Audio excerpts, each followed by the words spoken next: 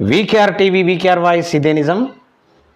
మళ్ళీ ఒక మంచి ముచ్చటెత్తుకొచ్చిన స్కూళ్ళలో అంటే ప్రైవేట్ స్కూళ్ళలో పుస్తకాలు మాత్రం అమ్మితే భారీ ఎత్తున జరిమానా విధించి అదేవిధంగా స్కూలు ఏదైతే స్కూల్ పర్మిషన్ ఉంటుందో అది రద్దు చేసేటటువంటి పరిస్థితి తీసుకుంటామని చెప్పేసి ఆల్రెడీ రంగారెడ్డి జిల్లాకు సంబంధించినటువంటి అధికారి చెప్పడం జరిగింది. వాస్తవానికి అది అన్ని జిల్లాల్లో ఇంప్లిమెంట్ అయితే చాలా బాగుంటుంది.